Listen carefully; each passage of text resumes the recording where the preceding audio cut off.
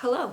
So I read a lot of books in 2025. 2025 was the year that I read 25 books, and this gives me a wonderful opportunity that I've never had before to review the 10 best books that I read in the entirety of last year. So this was a record-breaking year for me. It was huge. I consumed so many different novels, so many pieces of art, and some of them were atrocious. I'm not gonna lie. Some of them I was dragging my feet through and I was like, how did this get published? And then some of them were phenomenal. So I'm going to give you my list of the ones that absolutely knocked my socks off, or they were just a delightful read. Welcome to my channel, or welcome back if you are not new around here. For those of you that don't know me, my name is Emma Van Greeken. Hello, I am an author and an artist, and I share videos here about books that I've read, projects that I'm working on, and love having conversations about creativity and following your calling. So if that is your thing, hit the subscribe button so you never miss a video. The first book, this is number 10 on my list. This was the worst best book that I read. A Dark and Secret Magic by Wallis Kinney. The premise of this one is there is a witch. She's turning 31 on Halloween, and there's a ritual that has to take place in order to consecrate her magic, but there are a lot of secrets that are coming up between her and her recently deceased mother. Meanwhile, a tall, dark, and handsome gentleman from her past arrives back into town. This was the fall book that I felt like I wanted to read. It was romancy in a cozy way, but it wasn't spicy because I'm not big on spice whatsoever. But it was magical and it was whimsical in a way that I really appreciated. That book was very modern. She was a witch living in a small town running an apothecary. There was a fall fair, there was a pumpkin carving contest, and it was just a lovely time. The character felt like a real character, and the plot was high stakes enough that I felt like I was invested in where it was actually going, but it wasn't low stakes enough that I felt like it was just forcing a problem so I could have a cozy read. So that is number 10 on my list. Number 9 on my list of 10 best books for the year is Before the Coffee Gets Cold by Toshikazu Kawaguchi. And I read another 2 books in this series after I read this one. The premise is the same, so by the time I got to the 3rd book, I was over it, but the first book itself was beautiful. This is a lovely, comforting, cozy story of a cafe that allows people to travel back in time. They can only go back in time while sitting in a specific seat at the cafe. They can only go to the cafe. They can't leave the cafe while they go back in time. So it's very quirky in that sense, but it is a beautiful story about grief and about communication and about relationships and moving forward and moving on. This year was a bit grief heavy. 2025 was a little intense, so there was a lot that I was processing emotionally, and I found this book just to be a very comforting and, again, cozy story when it comes to people looking back at their past and having regrets or having dreams about the future. And obviously it's a very happy book, even though it deals with sad material. I find that when I'm really liking a book, it's because either the premise or the voice or the characters or something about the book itself is unique, and I actively avoid the shelf in the bookstore when it says made popular by TikTok, because I can see the tropes coming, I can guess what the characters are thinking, I know what's gonna happen. The author's voice just feels predictable, and Before the Coffee Gets Cold was just one of those quirky premises that made me intrigued to read the book. So that was number 9. Number 8 on my list is The Mystic Jesus, The Mind of Love by Marrianne Williamson. I have been a baptized Christian since 2023, and I've been going to church since a couple years before that. And I found that this year was the year that I really wanted to build a relationship for myself, not just with God the Father, but with God the Son. And so besides reading the Bible every single day since July, which I made a practice this year, I also started pursuing more theological dialogues. And this book in particular isn't necessarily a Christian book, but the way that Marrianne Williamson writes is beautiful. And what she describes here is a very tangible and down-to-earth way of becoming the kind of people that we're called to be through the Christian faith. And she's just very straightforward in her voice and her approach to writing. So I really loved that book, and that is a nonfiction on this list. Number 7 on my list of 10 best books from 2025 is The Priory of the Orange Tree by Samatha Shannon. When I say that this book was never ending, I mean that I was at page like 500 or something, and I had like 300 more pages to go, and I was wondering, when is this book gonna end? Is the plot wrapping up? What's happening with the characters? The world building was phenomenal. This is a big book to get into. Like I said, it is over 800 pages. I had never read Samantha Shannon before. I went out on a limb to read this book. The premise itself is just very interesting. It is a queen in a line of many queens whose lineage is believed to keep the dark forces at bay, and the story follows many different focalizers, but our main focalizer is a character who is a deadly assassin. And this is a world where there are dragons of fire, there are dragons of the sea, and one of the focalizers is a dragon rider as well. I've actually never been a dragon crazy fantasy reader. This was the first book with dragons in it that I've read, which might be shocking to you if you are a fantasy reader, because so many fantasy books have dragons. I'm more focused on magic systems. I'm more focused on the world building itself. I really like lore. I really like mythology. But this was just a really cool book. The prose was beautiful. I did find that the plot meandered quite a bit, and it took me 100 pages to get into this book.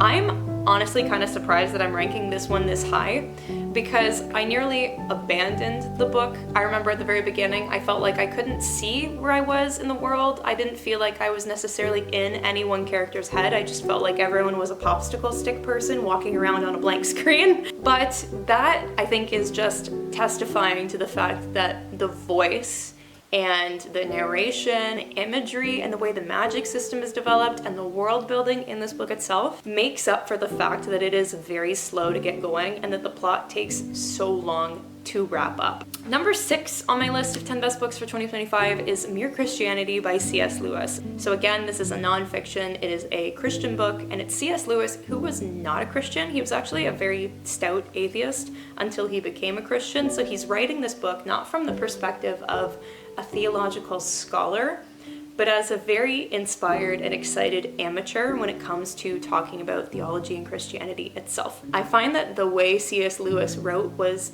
very direct and very humorous in a funny way. It spoke very clearly to a lot of the objections that I had about Christianity that I didn't realize were not my own. They were just pieces of doubt that I got from the world and pop culture that had been planted into my mind and accepted without question. And they were all things that I have since questioned, but just the way that he takes those arguments and dismantles them in a very funny kind of way, it made the book enjoyable, and it's free on Spotify, so it's easy to give a listen to. Okay, now we've made it through the bottom 5. Now we are in the top 5. We are getting into the really good stuff.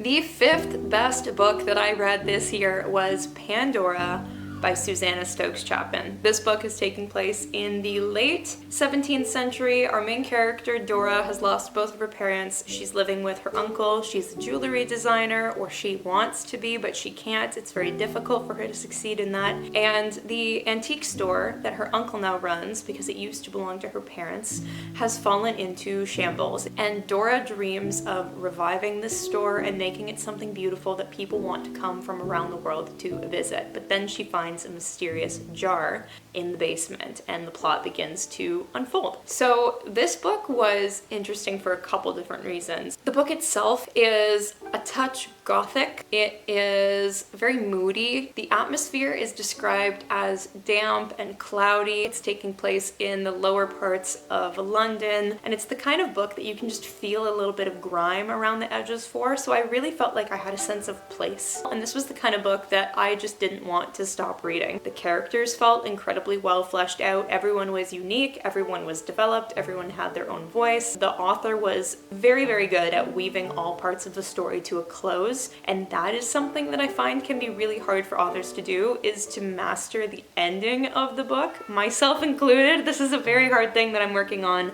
with draft 2 of Project Starfall right now, so I really appreciate when I finish the book and I just want to go.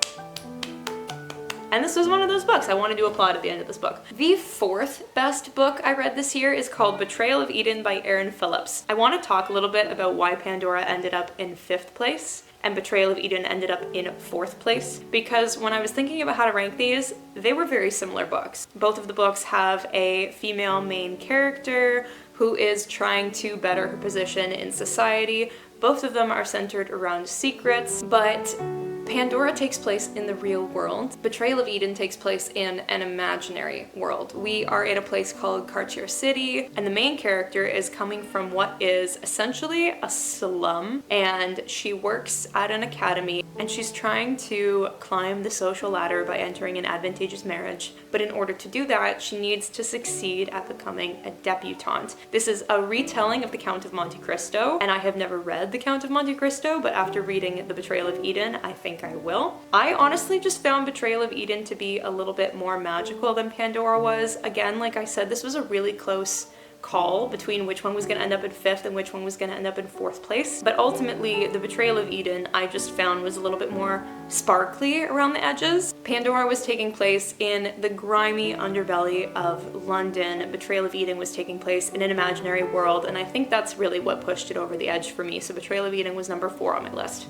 Alright, the third best book I read of 2025 was The Rose Code by Kate Quinn. I am telling you right now, you give me anything Kate Quinn, I'm gonna love it. It's gonna end up on the top 3 of my list for the year. I have never read a Kate Quinn book that has disappointed me. She writes romance in a way that isn't too in your face. Her intimate scenes are more of a fade to black feel, so there's not really any spice in them, but you still really feel like you're invested in the characters, and you feel like there is that emotional payoff when the characters end up together. And I'm not a huge romance reader, so considering that she writes historical fiction romance and it ends up being one of my favorites, that's a really big thing for me. I think the main thing that I really like about Kate Quinn's writing is you can tell that she researches the daylights out of her books. They feel so real, they feel so vivid, and as someone who has a minor in history, that's very fun for me. I like reading timepieces. So this particular book is about World War II, and the plot follows 3 different women who are all working as code breakers in the Second World War, and every single one of the characters feels so rich in detail. They have their own voice, and I know that this is a thing that I keep coming back to. I feel like you're noticing a pattern here, that when I really like a book, it's because of the characters, it's because of the voice, it's because of all of those kind of things. But for me, stories are very character driven, so it doesn't matter if the world building is phenomenal and beautiful, or if the prose is very pretty. If the character is boring, I just can't get behind the book. This one in particular was lovely. We had a socialite who was very wealthy as one of the main characters. We had a very tall girl who came from a bit of a poorer background, and then we had an outcast, and they all became friends while they were staying in this one home that was their residence while they were working in the war. And it was just a phenomenal story. It was lovely, and I felt like I could really connect with each of the characters, even though they were all so different from me, which is another thing that I love. Not just when a book is character driven, but when I feel like I can relate to the character even though I am nothing like that person. That's how I know a story has been done very, very well. The second best book I read of 2025 was Shadow of the Gods by John Gwynne, and more specifically, the entire Bloodsworn trilogy. I read the first book, Shadow of the Gods, at the end of 2024, and then right away I picked up Hunger of the Gods. And I finished Hunger of the Gods at the beginning of 2025, right after I had my baby, and I remember I immediately put that book down, picked up the final book, Fury of the Gods, and read 100 pages in a sitting. This is one of the most richly built worlds that I have ever read about. He uses multiple vocalizers throughout the book, and the series as a whole has a very large cast, and it's incredibly Norse inspired. So everyone is either a Viking, a war hero, they're part of a mercenary group, things like that. So we're spending a lot of time in nature, in like the rough backwoods, or we're on a boat and you can taste the salt wind as he's describing these things. There's lots of blood, there's lots of axes. I would call this very much a boy series if I was looking at this from the outside in, but I found it absolutely fascinating. I found it very, very fun. I definitely would not recommend Shadow of the Gods to someone who likes romantasy, or someone who likes fantasy books that are more like Fourth Wing or Court of Thorns and Roses. This is not that kind of book. This is not an emotionally driven fantasy story, but it's really just a romance using the fantasy world to play itself out. This is a true fantasy. There is romance because these are real people, but there are high stakes, there is big magic, there is very cool language that he's worked in here. John Gwynne himself really likes LARPing, so he knows everything there is about shields and gear and swords and who's doing what when it comes to the battle, so it just feels very visceral. This is not trendy fantasy. This is really well done, mythological, historically inspired, deeply world-built fantasy. It was phenomenal, but it's not going to be everyone's cup of tea. And finally, my favorite book that I read in 2025 was Blood Over Brighthaven by M.L. Wang. I don't know how often you've read a book where as soon as you open the cover and you read the first sentence, you know that it's going to be a phenomenal book. I personally don't have that experience often. As soon as I opened this book, I was hooked. I finished this book so quickly. The hook grabbed me right away. It felt like it had stakes. It felt like it had the right amount of tension through the entire book. So this book is about a young woman who wants to be a mage, and she ends up becoming the first female mage. And one thing that I will say about this book is, for some people, it probably goes too far into the stereotypes of you can't do that because you're a woman, but I felt like the writing was just very, very good. Now, one thing I want to say here is I'm not a feminist, so all of the arguments that are being made in this book where it's male characters attacking this woman because she's a woman, I didn't actually find that tiring because it was built so well into this book and the main character just did what she was doing no matter what. I liked that a lot. One thing I'm really tired of when it comes to literature is the trope of the strong independent woman who doesn't need a man and is doing things that are considered non-feminine in her world, even though men are coming at her and telling her she can't do that. This book had that trope, but didn't have a whiny female main character that just fought against everyone in the world. It had a very strong-minded and determined female main character who didn't really seem to let the comments of anyone else frazzle her. She just kind of did her own thing. And the writing itself was beautiful, the story was amazing. In this particular world, magic is something that you have to type out on something that's pretty much a typewriter, but in this world it's called a spellograph, and it siphons magic from somewhere. And there's a little bit of mystery in this book, there's a little bit of intrigue about where that magic is actually coming from, but I really just loved this book. I thought this was absolutely phenomenal. This was a fantasy that I would call like a sci-fi fantasy. I don't like when a book gets too far into sci-fi. I prefer fantasy, but this was a very beautiful blend of the two. There was no point where I felt like things were meandering. There was nothing in the book that I felt like was unnecessary. I felt like it had a complete storyline, and it was one of those books that leaves you with not a cliffhanger, but a little bit of an open-ended ending. I feel like it can be a really risky thing. There's the possibility that your reader feels cheated. They feel like they've been on this whole journey and they didn't really earn anything out of it, but it feels like the perfect completion for the story. I don't know what else to say about this book other than I really, really loved it. And I'm just gonna keep saying that I really loved it, so I'm just gonna leave it there. So that is my list of the 10 best books I read in 2025. Let me know if you read any of those books and then we can talk about them. Otherwise, let me know if there are any books that you think that I would like. I never want to be without a book. I'm working on 2 of them right now, and I'm very excited for another year of reading ahead. Besides that, you can find my debut book, Seasons of Life, in the comments below, along with links to follow me on Instagram, listen to my spoken word testimony, and also to follow each other on Goodreads because I would love to see what you're reading too. That is everything that I have for you today. I hope that you have an amazing day. I hope that you're reading an amazing book, and I will see you next time.